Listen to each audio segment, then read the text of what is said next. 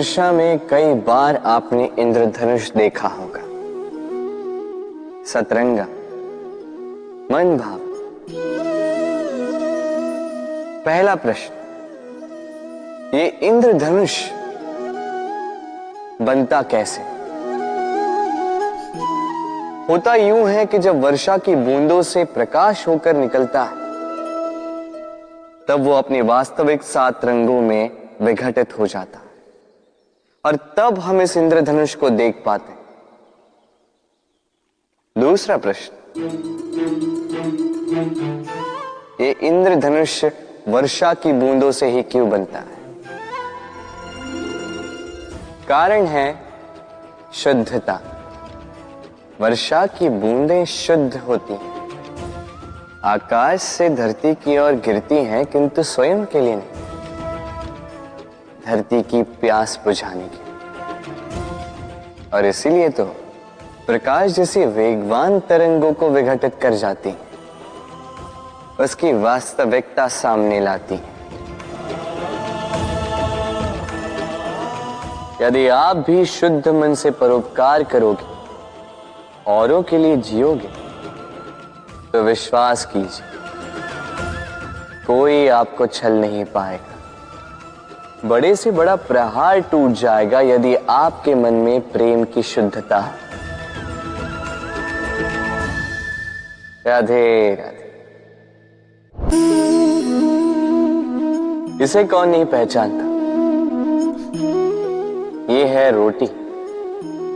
यही तो है वो कारण जिसके लिए मनुष्य दिन रात कड़ा परिश्रम करता है। ऐसे देखा जाए, यदि ये रोटी यूं ही मिल जाती तो मनुष्य कदाचित कुछ कार्य ही नहीं करता, कष्ट नहीं करता, जीवन में परिश्रम ही नहीं करता। वैसे एक बात तो है, ये रोटी केवल भूख ही नहीं मिटाती, जीवन की बड़ी सी बड़ी सीख दे जाती। अब तनिक सोचिए,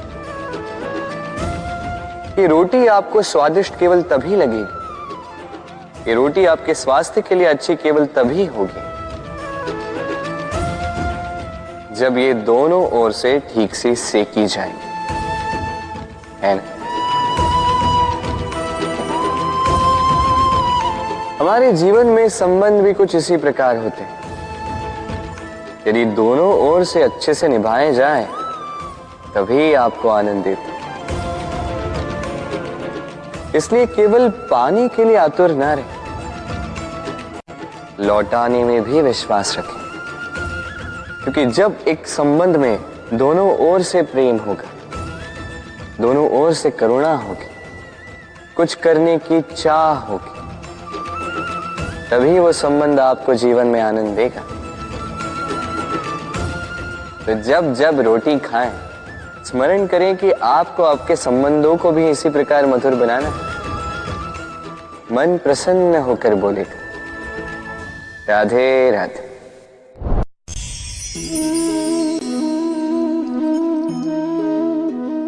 आपने जीवन में कभी न कभी किसी पौधे को जल तो दिया ही होगा।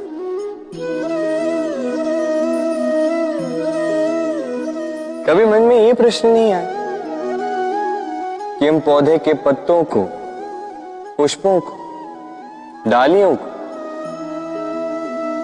उन्हें तो हम कभी पानी नहीं देते, फिर भी कैसे उन तक पानी पहुंचता, फिर भी कैसे वो जीवित रहते? आप कहेंगे सरल सी बात है, ये कैसा प्रश्न पूछ रहे हैं? जड़ को पानी दो तो वो पौधे के अंग अंग तक अवश्य ही पहुंचेगा, है ना? कुछ इसी प्रकार होते हैं हमारे कर्म, हमारा प्रेम। यदि निश्चल भाव से कर्म करोगे, सेवा करोगे, तो किसी न किसी रूप में स्वतः परमात्मा तक पहुंचेगा ही।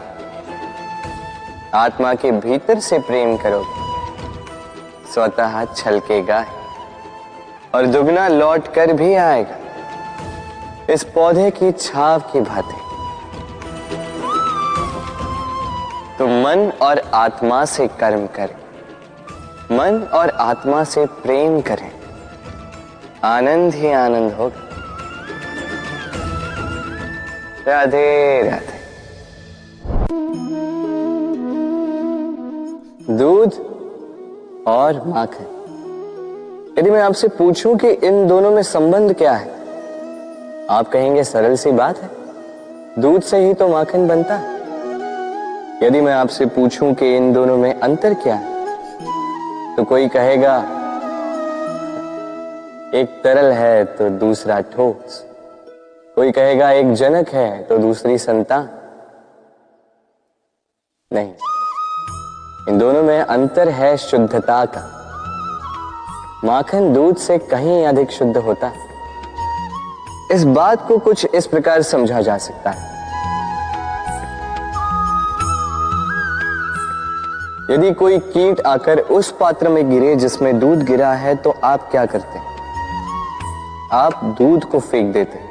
किंतु यदि कोई कीट आकर उस पात्र में गिरे जिसमें माखन रखा गया, तो आप क्या करते हैं? आप उस कीट को निकाल कर फेंक देते हैं।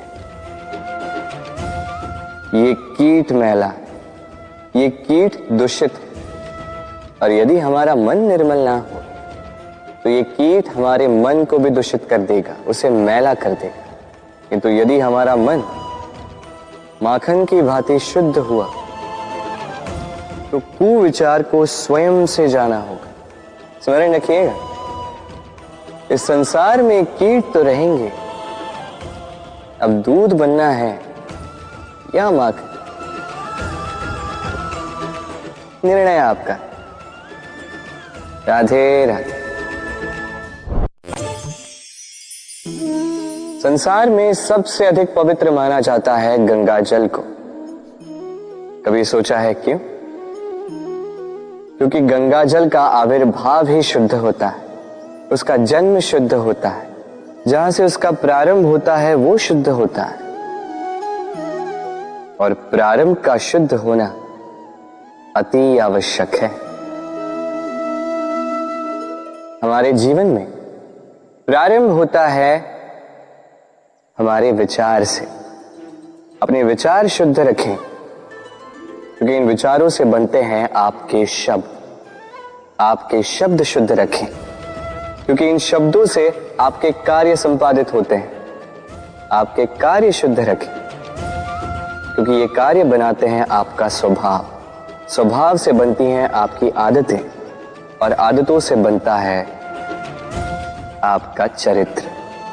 और ये चरित्र संसार के समक्ष आदर्श के रूप में आता है। तो विचार से आदर्श तक की यात्रा शुभ तभी होगी जब आपके विचार शुभ होंगे। तो इस संसार में, इस जीवन में आपके विचार शुभ रखें, शुद्ध रखें। आपका मन प्रसन्न होकर बोलेगा राधे राधे। जीवन है तो लक्ष्य तो होंगे, यदि लक्ष्य है तो मार्ग तो होंगे, यदि मार्ग है तो बाधाएं तो आएंगी। और इसी पर निर्धारित है कि हम जीवन में सफल होंगे या असफल, यश के भागी होंगे या तिरस्कार के। मान लीजिए आपको एक कार्य करना, आपको पर्वत पर चढ़ना। अब मार्ग की फिसलन आपको कई बार गिराए, चट्टाने आपको कई बार चोट दें। अब ऐसे में करेंगे क्या? सामान्य व्यक्ति चुनता है प्रतिकार, उस पर्वत को ही नष्ट कर देने का विचार करता है, उसकी नींव को ही खोद देने का विचार करता, किंतु पर्वत को तो कोई नष्ट ना कर पाए। तो असफलता के साथ साथ अपयश का भी भागी बन जाता। दूसरा मार्ग है परिवर्तन। यदि आप उस पर्वत को खोदने के स्थान पर उस पर सीढ़ियां बना दें, तो आप भी उस पर्वत पर चढ़ सकते हैं, कोई और भी उस पर्वत पर चढ़ सकता है, आने वाली पीढ़ी भी उस पर चढ़ सकती है, और यही आने वाली पीढ़ी सदा आपका यश गाएगी। इसलिए जीवन में प्रतिकार नहीं, परिवर्तन चुन। बदला नहीं, बदलाव चुन। आपकी ये बाधा आपकी मित्र बन जाएगी। राधे राधे। इस तालाब को देख रहे हैं आप? बच्चे, बूढ़े, युवक, किसी से भी मैं पूछ लूं कि ये क्या है तो सबका उत्तर एक ही होगा। उत्तर तब बदलेगा जब प्रश्न ये होगा कि आप इस तालाब के साथ क्या करना चाहें। कोई कहेगा कि मैं यूं ही किनारे पे बैठ के इस जल को स्पर्श करके शीतल वायु का आनंद लेना चाहूंगा। कोई कहेगा मैं इस तालाब में तैरना चाहूंगा। कोई कहेगा मैं एक कागज की नाव बना के इसमें छोड़ना चाहूंगा। कोई कहेगा मैं मछली पकड़कर जीवन यापन करना चाहूंगा, आदि इत्यादि। आपको एक बात बता दूं कि हमारा जीवन भी इसी तालाब की भांति है, एक समान। किंतु हमें इसके साथ क्या करना है, यह निर्णय हमारा है। इस तालाब में आपको मोती भी मिलेंगे, कीचड़ भी मिलेगा। यदि आप मोती पाना चाहते हैं तो आपको उस गहराई तक जाना होगा, उतने प्रयास आपको करने होंगे, तब जाके आप मोती पाओगे। अन्यथा केवल कीचड़ हाथ लगे। किंतु जो मैं सदैव कहता, निर्णय आपका है। राधे राधे।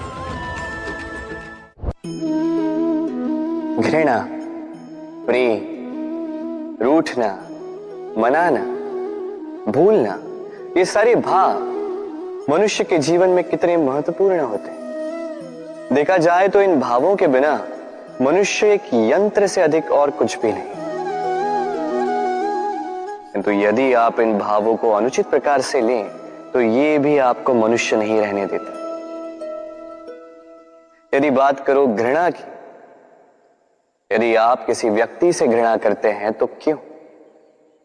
व्यक्ति से घृणा की, घृणा कीजिए उनकी आदतों से, उन आदतों से जिसने उस व्यक्ति को बुरा बना दिया।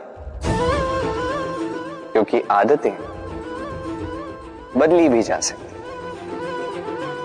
इसलिए रूठो तो उनकी बातों से, उनसे नहीं, क्योंकि बातें बदली भी जा सकती। भूलो तो उनकी गलतियों को, उन्हें नहीं, क्योंकि गलतियां सुधारी भी जा सकती। प्रेम करो तो उनकी आत्मा से, उनके भावों से, शरीर से नहीं, क्योंकि शरीर नश्वर है। और बोलो तो कठोरता से नहीं, प्रेम से। राधे राधे।